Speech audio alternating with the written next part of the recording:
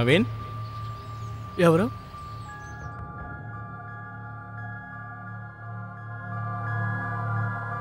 ఎవరు?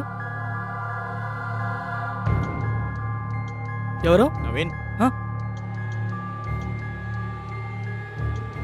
ఎవరు?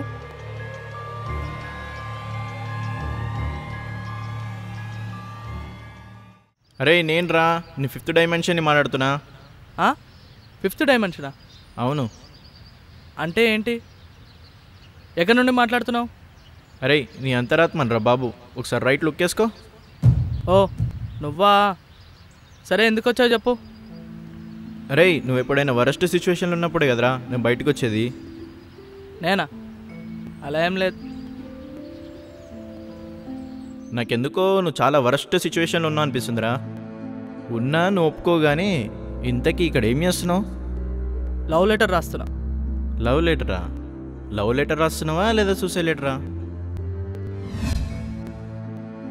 అవును, సూసైడ్ లెటరే. ఇప్పుడు ఏమంత కష్టం వచ్చిందిరా బాబు? నేను ఒక అమ్మాయిని లవ్ చేశాను. తను నన్ను మోసం చేసింది. ఆ బాధల నుంచి బయటికి రావడానికే చాలా టైం పట్టింది. అయితే పైగా ఇవాళ వ్యాలంటైన్స్ డే అంట. పొద్దున్నే టీవీ ఆన్ చేశాను.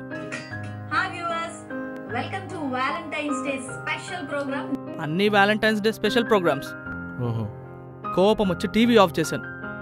సర్లే సరదాగా ఫ్రెండ్తో బయటికి వెళ్దామని కాల్ చేస్తే వాడేమో ఇవాళ వ్యాలంటైన్స్ డే కదా, పిల్లెంబడి బయటకు పోతున్నా.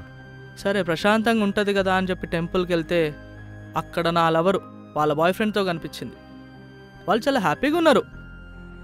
ఆ బాధ తట్టుకోలేకనే సూసైడ్ చేసుకుందాం అనుకుంటున్నా. ఓర్ని, ఇన్ని రోజులు నీ అంతరాత్మ అయినందుకు చాలా గర్వపడ్డా, కానీ ఇప్పుడు సిగ్గేస్తుంది. సిగ్గెందుకు? అవును మరి ఏమనాలి? పిరికి వాళ్ళ సూసైడ్ చేసుకుంటున్నావు, అదే ఒక అమ్మాయి కోసం. సరే చాలా కథలు చెప్పినావు. నువ్వో నేను చావాలి. రే ఒక్క నిమిషం రా. చచ్చిపో, కానీ నేను అడిగేదానికి సమాధానం చెప్పి అప్పుడు చచ్చిపో. ఏంటి? అవునరా, నువ్వు అమ్మాయిని ఎప్పటి నుండి లవ్ చేస్తున్నావు?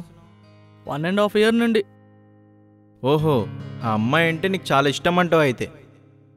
ఇప్పటి వరకు అమ్మాయికి చాలా గిఫ్ట్లు కొనిచ్చుంటావే. చాలానే కొనిచ్చాను. ఎప్పుడైనా మీ అమ్మకి ఒక చీర కానీ ఒక గిఫ్ట్ కానీ కొనిచ్చావా?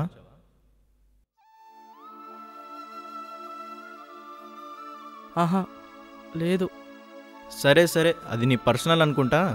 అవును, నువ్వు నిజంగా లవ్ కోసమే చేస్తున్నావా లేదా అప్పులేమని చేసావా?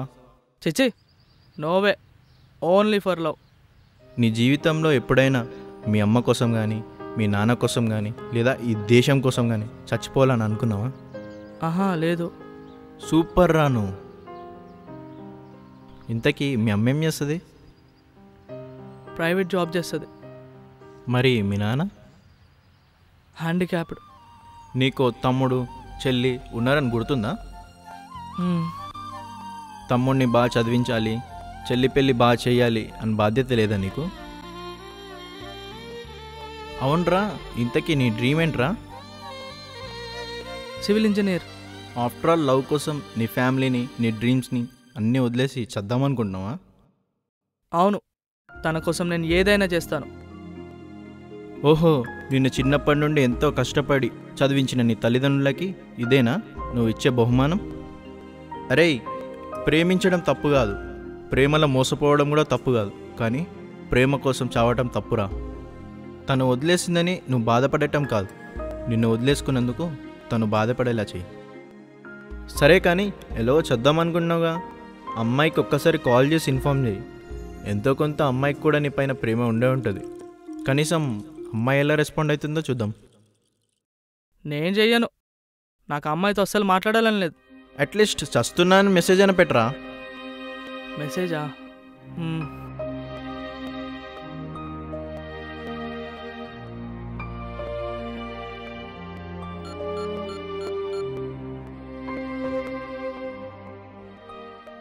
ప్రేమ ఎంత మధురం. తనే కాల్ చేస్తుంది. ఓకే, లిఫ్ట్ చేసి మాట్లాడు మరి. హలో అన్నా. అరే ఏంటి మెసేజ్ పెట్టావు? చస్తున్నా అది ఇది అని. చస్తే చావు, నాకెందుకు మెసేజ్ చేసావు?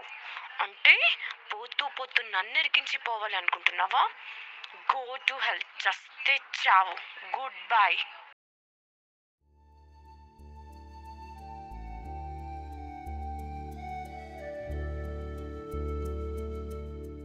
చిచి, దీన్నారా నువ్వు లవ్ చేసేది? దీనికోసమా నువ్వు చావాలనుకుంది? నువ్వు చస్తా అంటున్నా ఆపట్లేదు కదరా. ఇప్పుడు తేల్చుకోరా, నిన్ను వద్దనుకున్న ఆ అమ్మాయి లవ్ కోసం చీప్గా చేస్తావో, లేక నీ ఫ్యామిలీ కోసం, నీ డ్రీమ్స్ కోసం బ్రతుకుతావో.